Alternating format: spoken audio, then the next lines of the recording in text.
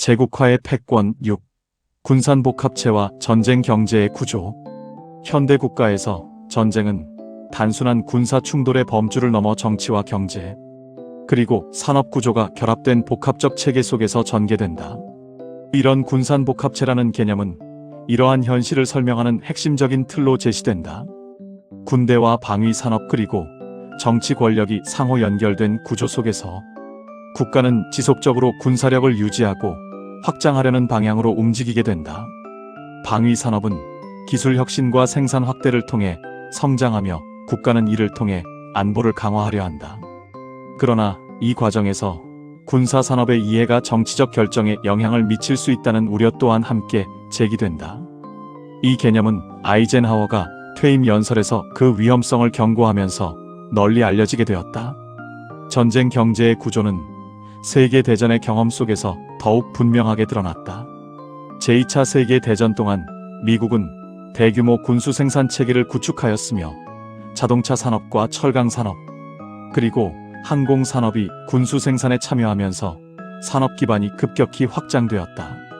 이러한 경험은 전쟁이 산업 생산과 기술 발전을 동시에 촉진할 수 있음을 보여주었고, 전쟁 이후에도 이 기반은 유지되면서 방위 산업은 현대 경제의 중요한 축으로 자리 잡게 되었다. 그러나 이런 구조는 동시에 중요한 긴장을 내포한다.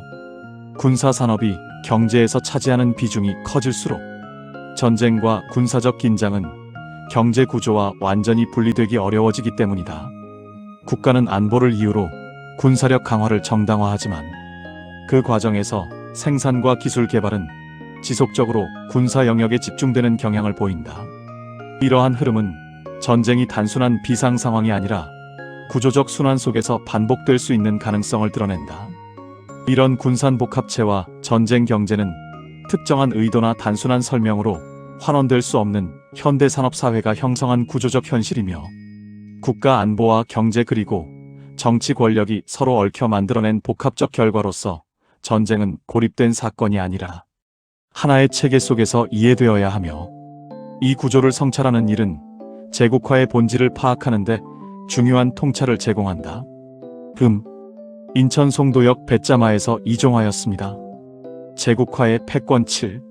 전쟁과 산업 생산 체계의 순환 구조. 이처럼 현대의 전쟁은 단순한 군사 충돌을 넘어 산업 생산과 기술 발전이 결합된 구조 속에서 이해될 필요가 있다. 국가가 대규모 전쟁을 수행하려 할 때 막대한 물자와 장비 그리고 정교한 기술이 요구되며, 이러한 필요는 자연스럽게 생산 체계의 확장을 촉진하는 방향으로 작용한다. 철강과 기계와 화학 산업은 군수 생산과 긴밀하게 연결되고, 항공과 전자, 그리고 정보 기술 역시 군사 체계와 결합되면서 전쟁은 단순한 파괴가 아니라 거대한 생산 구조를 움직이는 하나의 동력으로 나타난다. 이런 구조는 세계대전의 경험 속에서 분명하게 드러났다. 제1차 세계대전과 제2차 세계대전의 시기 동안 주요 국가들은 전쟁 수행을 위해 산업 생산을 국가적 체계로 조직하였고, 공장과 노동력, 그리고 기술 개발은 군사 생산을 중심으로 재편되었다. 국가 경제는 점차 전쟁 수행을 위한 거대한 생산 시스템으로 전환되었으며, 이 과정에서 항공기와 차량과 통신 장비와 같은 기술이 빠르게 발전하였다. 전쟁이 끝난 이후에도 이러한 기술은 민간 산업으로 확산되며 새로운 산업 구조를 형성하는 기반이 되었다. 따라서 현대의 전쟁과 산업 생산 사이에 일정한 순환 구조가 형성될 수 있음을 보여준다. 군사적 긴장은 새로운 무기 개발을 요구하고, 기술 개발은 다시 생산 확대를 촉진하며, 이렇게 형성된 체계는 전쟁 이후에도 경제 구조 속에서 지속적으로 활용된다. 항공 기술과 통신 기술 그리고 전자 산업의 발전은 이러한 흐름 속에서 성장한 대표적인 사례로 이해될 수 있다. 그러나 이와 같은 구조는 산업과 군사 체계가 깊이 결합될수록 긴장과 생산이 서로 영향을 주고받는 관계로 이어질 수 있다는 점을 함께 드러낸다. 결국 전쟁과 산업 생산의 관계는 단순한 우연이 아니라 현대 산업 사회가 형성한 구조적 특징으로 그 과정에서 새로운 산업과 경제 질서를 만들어낸다. 이러한 흐름을 성찰할 때 전쟁은 고립된 사건이 아니라 산업과 경제가 하나의 역사적 과정으로 드러나며 현실적 문제인 것은 분명하다. 제국화의 패권 8. 국가와 세계 질서 관리. 국제 정치의 흐름 속에서 강대국의 역할은 단순한 영향력의 확장을 넘어 질서를 조정하는 기능으로 발전해왔다. 국가는 자국의 이익을 보호하는 수준을 넘어 주변 지역과 국제 환경의 안정까지 고려하는 위치에 서게 되며, 그 과정에서 힘은 통치가 아니라 관리의 형태로 전환되기도 한다. 이런 흐름 속에서 패권은 지배의 언어라기보다 질서를 조직하고 유지하려는 기능적 역할로 이해될 필요가 있다. 20세기 이후 국제사회는 하나의 중심 국가가 체계 전반을 조율하는 구조를 경험하였다. 두 차례의 세계대전 이후 세계는 급격한 재편을 겪었고, 그 과정에서 미국이 경제와 군사 그리고 기술 영역에서 중심적 위치를 확보하게 되었다. 이후 냉전 시기를 지나며 경쟁과 협력이 동시에 작동하는 구조가 형성되었고, 국제 질서는 단순한 대립이 아니라 복합적인 균형 속에서 유지되었다. 이와 같은 질서 관리의 방식은 직접적인 지배보다 규칙과 체계를 통한 조정으로 나타난다. 국가는 동맹을 통해 안정장치를 마련하고 경제 질서를 통해 상호 의존을 형성하며 국제 협력 구조를 통해 갈등을 완화하려는 방향을 선택한다. 이 과정에서 힘은 노골적으로 드러나기보다 제도와 규범 속에 스며들어 작동하게 된다. 그러나 이러한 구조는 시간이 흐르면서 새로운 도전에 직면하게 된다.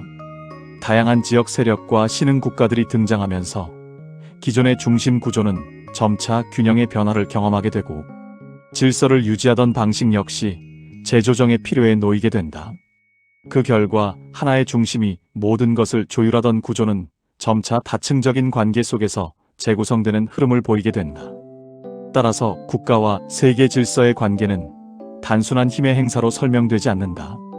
그것은 조정과 책임 그리고 균형을 포함하는 복합적 과정이며, 강대국은 그 중심에서 끊임없이 선택을 요구받는다. 질서를 유지하려는 시도는 안정으로 이어지기도 하지만 동시에 새로운 긴장의 출발점이 되기도 한다. 이러한 양면성은 오늘의 국제정치가 지닌 구조적 특징을 드러내며 제국화의 본질을 생각하게 한다.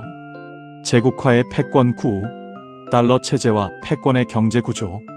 현대 국제 질서를 이해하려 할 때 군사력만으로는 충분하지 않으며 금융과 통화 체계를 함께 바라볼 필요가 있다. 국가의 힘은 병력과 무기의 규모를 넘어 어떤 통화가 세계 경제의 중심으로 작동하는가에 의해 크게 좌우된다. 국제 교역과 금융 거래가 특정 통화를 중심으로 이루어질 때 그 통화를 발행하는 국가는 보이지 않는 방식으로 질서를 조정할 수 있는 위치에 서게 된다. 이런 흐름 속에서 통화는 단순한 교환 수단을 넘어 영향력의 통로로 기능하게 된다. 이런 구조의 출발점은 제2차 세계대전 이후 형성된 국제금융 질서에서 찾을 수 있다. 전후 재건의 과정에서 새로운 통화 체계가 마련되었고, 달러를 중심으로 한 질서가 점차 자리 잡게 되었다. 그 이후 여러 변화와 조정이 있었지만 국제 교역과 금융 흐름 속에서 달러의 위치는 여전히 중심적 역할을 유지하고 있다. 이러한 지속성은 경제 구조가 단기간의 변화로 쉽게 흔들리지 않는다는 사실을 보여준다.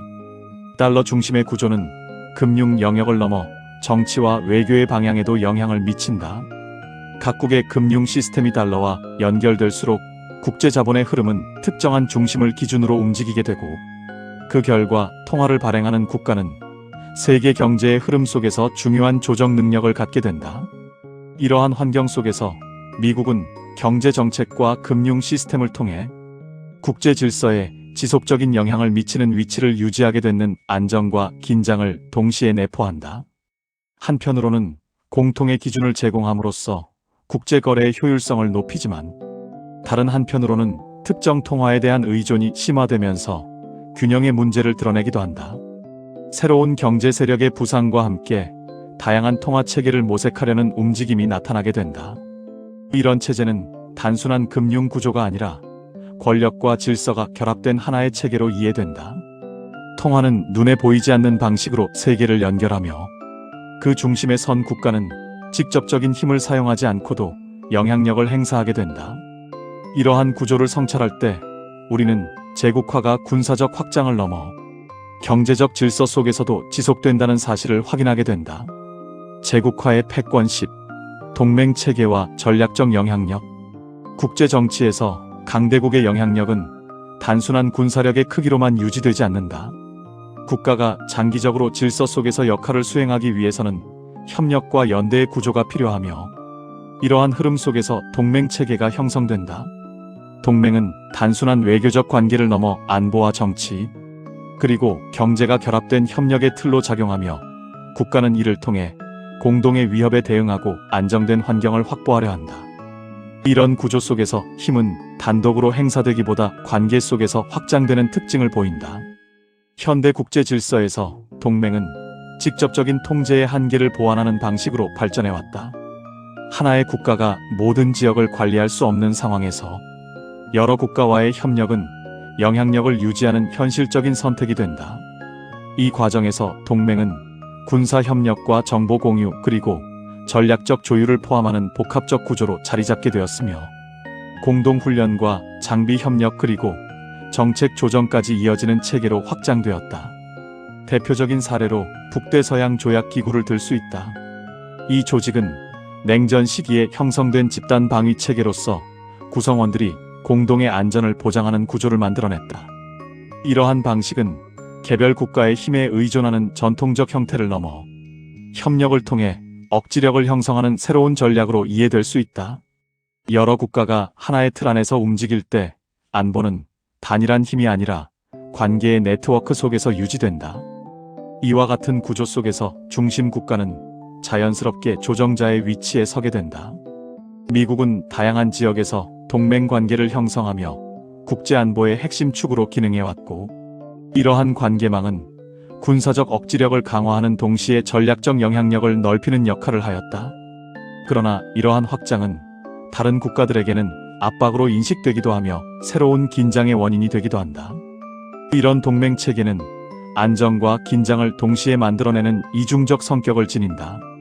협력은 갈등을 억제하고 질서를 유지하는 기반이 되지만, 동맹의 확대는 또 다른 대립의 구도를 형성할 수 있게 된다.